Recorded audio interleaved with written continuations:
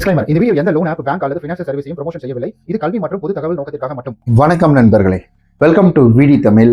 நான் உங்கள் விஸ்வநாதன். நம்ம எவ்வளவோ விஷயங்களை பார்த்துருக்குறோம், கேள்விப்பட்டிருக்கிறோம். ஒரு விஷயம் நமக்கு நடக்கும் பொழுது ஒரு பயம் அப்படின்றது கம்பல்சரி வரும். இதில் என்ன சொல்ல போகிறோன்னா, நான் வந்துட்டு இன்ஸ்டாகிராமில் ரீல்ஸ் பார்த்துட்டு இருந்தேன். ஸோ ரீல்ஸ் பார்த்துட்டு இருக்கும்போது எக்கச்சக்கமான வீடியோஸ் அப்படின்றது வருது. வீட்டை தாண்டி குதிக்கிறாங்க, நீ பணம் கட்டுன்றாங்க. ஒரு அம்மா வந்துட்டு இப்படியே வந்து பாலகா அப்படிங்குது அந்த அம்மா. அதுக்கப்புறம் வந்துட்டு வீட்டுக்குள்ளே வந்தோன்னா ஒன்று அடிப்பான்றாங்க. ரொம்ப புடவையை வந்துட்டு வியடா பண்ணிடுறாங்க. ஸோ அதுக்கப்புறம் வந்துட்டு ஒரு அம்மா ட்ரெஸ்ஸை வந்துட்டு பாவாடை ஜாக்கெட் போட்டுக்கிட்டு மேலே சேலையை போத்திக்கிட்டு அந்த ஒரு சற்று மாதிரி போட்டிருந்தாங்க. சற்றுல ஒரு கீத்து பாத்ரூம் மாதிரி கட்டியிருந்தாங்க. அதுக்குள்ளே போய் கீழே படுத்துக்கிட்டு நீங்கள் போ, இந்த நிலைமையில என் புருஷன் பார்த்தானே எனக்கு பெரிய பிரச்சனை ஆகிடும், நீ போ அப்படின்றாங்க. ஸோ இதெல்லாம் பார்த்துக்கிட்டு இருந்தேன் நான். இதெல்லாம் பார்க்கும் பொழுது ஏன் மக்கள் இந்த அளவுக்கு போகிறாங்க அப்படின்றத நம்ம முதல்ல புரிஞ்சுக்கணும் அப்படின்றதுக்காக தான் இந்த ஒரு பதிவு. அதாவது சரியான புரிதல் இல்லையோ, இதை இவ்வளோ தூரம் வியர்டாக அணுகணும் அப்படின்ற அவசியம் இல்லை. இப்போ வந்துட்டு நீ வந்து கலெக்ஷன் பர்சனுக்கு சப்போர்ட் பண்ணுறிய அப்படின்னு கேட்டிங்கன்னா, இந்த இடத்துல இன்னொரு விஷயத்தையும் சொல்கிறேன். அதாவது ஒரு இன்சிடென்ட் நடந்திருக்கு. இதுக்கு முன்னாடிலாம் நான் பேசலைங்க. நீங்கள் வந்துட்டு ஒரு 5 வருஷம் 6 வருஷம் முன்னாடி, லாக்டவுனுக்குலாம் முன்னாடி அதெல்லாம் பேசலை. நான் லாக்டவுனுக்கு அப்புறம் தான் சொல்கிறேன். என்ன மாதிரி இருக்கக்கூடியவங்களுக்கு தான் சொல்கிறேன். ஸோ இந்த ஃபீல்டுனாலே ஒரு வந்துட்டு அருவருக்கு தக்கது கிடையவே கிடையாது. நம்ம ஃபினான்ஷியல் ரீதியாக நம்ம ஸ்ட்ராங்காக நம்மளுடைய இந்தியா நாடு நிறைய பொருளாதாரம் இதெல்லாம் பேசினா ரொம்ப கிரிஞ்சாக இருக்கும். அதுக்குள்ளலாம் நான் போக விரும்பல. நான் என்ன சொல்கிறேன்னா, இதை அணுக வேண்டிய முறை இப்படி கிடையாது. இதை வேற மாதிரி அணுகலாம். அப்போ இதுல 2 தரப்புல பார்த்தேன். ஒருத்தர் என்ன சொல்றாருன்னா, நீ காசு வாங்கிட்டு கட்டல, இப்ப வரண்டா உன் வீட்டு மேல ஏறி வரண்டா அப்படின்னு சொல்லிட்டு சேர் எடுத்துட்டு, வீடை பூட்டியிருக்காங்க போல, சேர் எடுத்து வந்து போட்டு கேட்டை தாண்டி குதிச்சு உள்ள வந்து அவர் வந்து சண்டை போடுறாரு. அதுக்கப்புறம் இன்னொருத்தர் என்ன சொல்றாருன்னா, ஸோ நீ பணம் கட்டினா உன் மண்டையை உடைப்பான் அப்படின்றாரு. ஸோ இப்போ நான் ஆல்ரெடி வந்துட்டு இன்னும் சொல்ல வந்தேன் இல்லைங்களா, அதில் என்ன சொல்ல வந்தேன்னா, ஒரு சென்னையில தான் நினைக்கிறேன், என்ன ஆச்சுன்னா வந்துட்டு கலெக்ஷனுக்காக வர சொல்லியிருக்கிறார். கலெக்ஷனுக்காக ஒரு பர்சன் வந்து வந்திருக்கிறாரு. வந்தவர் வந்து இவர் நிறைய ஃபோன் பண்ணியிருக்காரு. ஃபோன் பண்ணி இந்த லோன் வாங்கினவர் எந்த ரெஸ்பான்ஸும் பண்ணல. அவர் போய் என்ன பண்ணுறாருன்னா, வீட்டு திண்ணையில் வந்துட்டு உட்காந்துருக்காரு. சும்மா ரொம்ப தூரம் ட்ராவல் பண்ணி வந்திருக்கிறாரு போல. ஸோ ட்ராவல் பண்ணி வந்தவர் வீட்டு திண்ணையில் வந்து உட்காந்துருக்கிறாரு. வீட்டு திண்ணையில் உட்காந்துட்டு இருந்தவரை அங்கேருந்து இவர் வண்டியில் வந்திருக்கிறாரு போல. அதாவது காலையிலே பாட்டில் வாங்கிட்டு வந்துட்டு இருக்கிறாரு. பாட்டில் வாங்கிட்டு வந்தவர் என்ன பண்ணாருன்னா, அப்படியே மண்டையில ஒரே அடி, பீர் பாட்டில் மண்டையில ஒரு அடி அடிச்சிட்டாரு. அடிச்ச உடனே பலபலப்பான ரத்தம். எப்படி தாங்கும்? அது அவ்வளோ மொத்தமாக இருக்கணும் அந்த பாட்டில், எப்படி தாங்கும்? ஸோ கூட்டிகிட்டு போய் ஹாஸ்பிட்டலில் சேர்த்துட்டாங்க. என்னென்னு பார்த்தா அந்த பையன் புது பையன், வேலைக்கே இப்போ தான் புதுசாக வந்திருக்கிறான். ஒன்றுமே தெரில அவனுக்கு. சும்மா அங்கே அந்த இடத்துல வந்து உட்காந்துருக்கான் போல. இது நீங்கள் ஒரு இடத்துல நடந்த வச்சு கம்பேர் பண்ணிக்காதீங்க, நிறைய இடத்துல இந்த மாதிரி நடந்திருக்கு. ஸோ ரீசன் சொல்கிறேன், எங்கேயும் நடந்திருக்கு, சேலம்லேயும் நடந்திருக்கு, கோயம்புத்தூரில் ஏதோ ஒருத்தர் கேள்விப்பட்டேன். இப்போது வன்முறை அப்படின்றது கலெக்ஷன் பர்சன் பண்ணாலும் தப்பு தான், கஸ்டமர் பண்ணாலும் தப்பு தான். என்னை பொறுத்தவரைக்கும் இதை அணுகிற ஒரு பார்வை அவங்களுக்கு தப்பாக இருக்கும். மிரட்டினா அவன் நம்ம வீட்டுக்கு வரமாட்டான், லேடிஸை வந்துட்டு சிங்கிள் லேடிஸ் இருக்காங்க, உமன் கார்டு எடுத்து அவன் வரமாட்டான் அப்படின்ற மாதிரி ஒரு தவறான புரிதல் இருக்கும் அப்படின்றது. ஏன்னா இப்போ டிஜிட்டல் வேர்ல்டில் இருக்கிறோம். எல்லார் கையிலையுமே, எல்லார் பாக்கெட்லையுமே ஒரு ஸ்மார்ட் ஃபோன் அப்படின்றது இருக்குது. அப்போ என்ன ஆகுதுன்னா, நம்ம பண்ணக்கூடிய நல்லதோ கெட்டதோ அது வெளியில் வந்துடுது. கலெக்ஷன் எடுத்து வேணும்னே கட்டாமல் இருக்கிறவங்க சில பேர், ஆனால் சந்தர்ப்ப சூழ்நிலையினால கட்ட முடியாமல் இருக்கிறவங்க, இப்போ நீங்கள் பார்த்துட்டு இருக்கீங்கன்னா உங்களை மாதிரி பல ஆயிரம் பேர், பல லட்சம் பேர் வந்துட்டு சந்தர்ப்ப சூழ்நிலையினால கட்ட முடியாமல் இருக்காங்க. ஒரு சிலர் தான் இந்த மாதிரி வேலைகள் பண்ணுறாங்க. அப்போ என்ன ஆகுது அப்படின்னு கேட்டிங்கன்னா, அந்த ஒரு சிலருக்கும் ஒரு புரிதல் வரும். இந்த மாதிரி இருக்கிறவங்கள பார்த்து நிறைய பேர் கற்றுப்பாங்களோ அப்படின்ற மாதிரி. அப்போ உமன் கார்டு எடுத்தால் யாரும் வரமாட்டாங்க, வீடியோ எடுத்து மிரட்டினா யாரும் வரமாட்டாங்க அப்படின்ற ஒரு கான்செப்ட். என்னை பொறுத்தவரைக்கும் என்னன்னா, ஒரு லோன் அப்படின்றது நம்ம ப்ராப்பராக லீகலாக சைன் போட்டு வாங்கியிருக்கோம். அந்த லோனை கலெக்ஷன் பண்ணுறதுக்கு இவங்க பண்ணுறதெல்லாம் வழி கிடையாது. அடா ஒடி பண்ணுவேன், நீ என்ன வேணா பண்ணு அப்படின்ற மாதிரி பண்ணுறதுக்குலாம் இங்கே வழியே கிடையாது. அது சாத்தியமும் கிடையாது.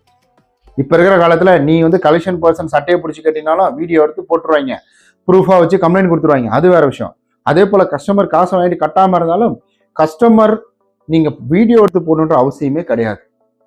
முதல்ல வீடியோ எடுத்து போடணுன்ற அவசியமே கிடையாது.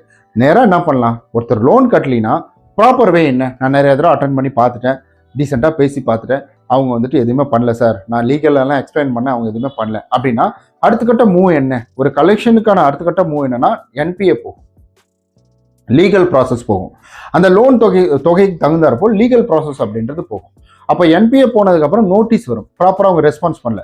அப்போது ப்ராப்பராக ரெஸ்பான்ஸ் பண்ணால் அடுத்த கட்டம் என்ன ஆகும்? ரைட் ஆஃப்குள்ளே போயிடும். ரைட் ஆஃபில் போச்சுன்னா இவங்க அட்வொகேட்டை வச்சு நோட்டீஸ் அனுப்பலாம், இவங்க வந்து கோர்ட் மூலியமா அணுகலாம், இந்த மாதிரி எனக்கு காசு கொடுத்தா கட்டலைங்க அப்படின்ற மாதிரி சொல்லலாம். இப்போ அசையும் சொத்து இருக்கு, அசையும் சொத்துனா கார் லோனோ பைக் லோனோ வீட் லோனோ வந்து கொடுத்துருக்காங்க அப்படின்னா அந்த வீட்டை வந்து ரெக்கவரி பண்ணிடலாம். இது ப்ராப்பராக இதுலேயே முடிஞ்சிடும். ஆனால் சில வங்கிகள் மோஸ்ட்லி இந்த மாதிரி பண்ண மாட்டாங்க, முடிஞ்ச அளவுக்கு அவங்கள்ட்ட வசூல் பண்ண தான் பார்ப்பாங்க, காசு வாங்க தான் பார்ப்பாங்க. அப்போ என்ன ஆகுதுன்னா அந்த புரிதல் இல்லாமல் கலெக்ஷன் பர்சனும் இதையே பண்ணுறாங்க. அதே போல் மக்கள் ஒரு சிலர் வந்துட்டு, வெகு சிலர் தான் சொல்லுவோம், வெகு சிலர் இது என்ன பண்ணுறாங்கன்னா இது போன்று வந்து பண்ணிட்டா நாளைக்கு வரமாட்டாங்க அப்படின்னு நினச்சிக்கிறாங்க. தப்பு. இது ரெண்டு பக்கமே நான் பேசுகிறேன். நான் இந்த பக்கமும் வந்துட்டு இவங்க வீட்டுக்கு இந்த மாதிரி பண்ணிட்டா, சத்தம் போட்டா, மிரட்டிட்டா, அடிச்சுட்டா இவன் வரமாட்டான், இல்லை உமன் கார்டு எடுத்துட்டா வரமாட்டான், கலெக்ஷனுக்காக வரமாட்டான், இவனை இப்படி பயன்படுத்தி வச்சுக்கலாம் அப்படின்ற மாதிரி நினச்சிட்டு இருக்காங்க. ஸோ இது தப்பு. ஏன்னா லீகல் ப்ராசஸ் போச்சுன்னா இவங்க வந்துட்டு பண்ணுறாங்க பார்த்தீங்களா, கலெக்ஷன் நீ காசு கொடுத்தாகணும், காசு கொடுத்தாகணுன்றது தப்பு கிடையாது. நீ காசு கொடுக்கலாம், நீ யாரா, நீ எதுக்குடா விளைய வைக்கிற, ஏன்னா பண்ற, காசு கட்டாமல் என்ன பண்ற அப்படின்ற மாதிரி ஒரு மாதிரி ரொம்ப ரூடா பேசுறாங்க இல்லைங்களா. அந்த மாதிரி பேசும்பொழுதும் இவங்க வீட்டில் இருக்கக்கூடிய சிசிடிவி கேமராவோ அல்லது இவங்க மொபைல்ல கேமரா எடுத்தோ அதை கொடுக்குறாங்க அப்படின்ற பட்சத்தில் அதுக்கான ஆக்ஷன்ஸ் அப்படின்றதும் இவர்களுடைய வங்கி தரப்புல இருந்து எடுப்பாங்க, ஆர்பிஐ தரப்புல இருந்தும் எடுப்பாங்க. ஹோம் டிஸ்பிளின்ல கம்ப்ளைண்ட் அப்படின்றது கொடுக்கலாம். ஆனா ஒரு தொகையை முடிந்த வரை வாங்கி கட்ட பாருங்க. கட்ட முடியலையா நேராக பேங்க்குக்கு போங்க. பேங்க்குக்கு போயிட்டோ, பேங்க்கோ அந்த ஃபைனான்சியல் நிறுவனமோ அந்த நிறுவனத்துக்கு போயிட்டு நீங்க எழுத்துப்பூர்வமோ அல்லது ஏதாவது ஒரு விஷயத்த சொல்லுங்க, என்ன உங்களுக்கு நடந்திருக்கு, எதனால கட்ட முடியல அப்படின்ற விஷயத்த நீங்க விலக்கி சொன்னீங்க அப்படின்னா கம்பல்சரி அவங்க என்ன செய்வாங்கன்னா வேற ஏதாவது மொரட்டோரியம் இல்லை இஎம்ஐ ஏதாவது எக்ஸ்டெண்ட் பண்ற மாதிரி ஏதாவது ஆப்ஷன் இருக்கா அப்படின்றத பார்ப்பாங்க. அதை பார்த்துட்டு உங்களுக்கு சரியான முறையில் டைம் அப்படின்றதை வாங்கி கொடுப்பாங்க. இப்படிதான் நம்ம ஒரு விஷயத்த அணுகணுமோ தவிர அதை விட்டுட்டு நம்ம இவங்கள்ட்ட உமன் கார்டு ப்ளே பண்றதும், இந்த இடத்துல பார்த்தீங்கன்னா இவங்களுடைய வந்துட்டு இவன் என்ன பண்ணாலும் இவன் வந்து இதுவாக பண்ணா அப்பா நம்ம வந்து என்ன வேணா சத்தம் போடலாம், என்ன வேணா இவனை திட்டலாம் அப்படின்ற மாதிரி பேசுறதும். ஒரு கட்டத்தில் நான் என்ன சொல்லுவேன்னா, ஸோ முடிஞ்ச வரைக்கும் ஒரு செகண்டரி இன்கம் அப்படின்றத எடுத்துக்கோங்க.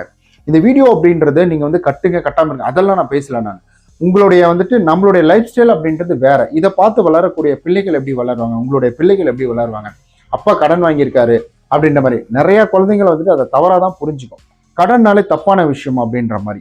அப்போ கலெக்ஷனுக்கு வர்றவங்க இவங்கள பார்த்து என்ன பண்ணுவாங்க, இந்த வீடியோ எடுத்து போடும்பொழுது நம்ம அப்பா என்னடா இப்படி போய் அசிங்கமா பேசுறாரு, நம்ம அண்ணன் என்னடா இப்படி பேசுறான், நம்ம வீட்டுக்காரர் என்னடா இப்படி அசிங்கமா பேசுறாரா, பிஹேவ் பண்றாரு, இவர் பேரை வந்துட்டு வீடியோவா எடுத்து போட்டாங்க அப்படின்ற மாதிரி இங்க அவங்க தப்பா நினைப்பாங்க.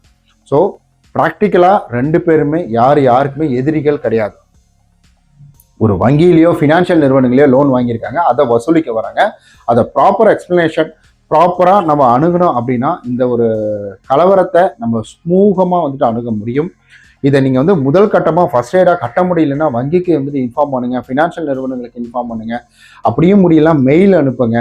ஸோ உங்களுடைய சந்தர்ப்ப சூழ்நிலை ஏதாவது ப்ரூஃபோடு இருக்குது, ஆக்சிடென்ட் ஆகிடுச்சு, உங்களுக்கு ஏதாவது ஹெல்த் இஷ்யூ இருக்குது அப்படின்னா அந்த ஹெல்த் இஷ்யூலாம் அட்டாச் பண்ணி நீங்கள் அவங்களுக்கு ப்ரூஃபாக மெயில் பண்ணுங்கள்.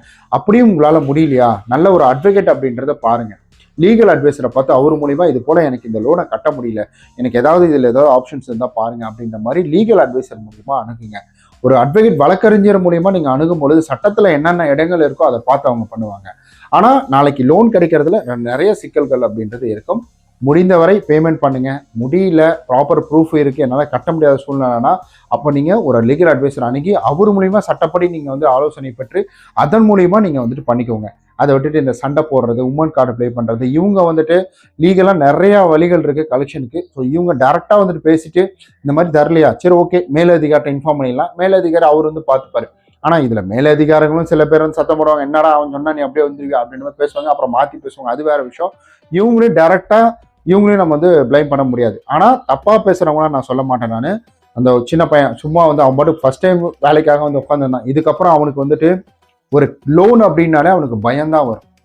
ஸோ ரொம்ப வருத்தமாக இருந்துச்சு அதெல்லாம் நான் கேட்கும்போது. அதுவும் அந்த பையன் வந்து புதுசாக வந்திருக்கிறான், இந்த ஃபீல்டுக்கு ரொம்ப ரொம்ப புதுசு அப்படின்னு கேட்கும்போது ரொம்ப வருத்தமாக இருந்துச்சு.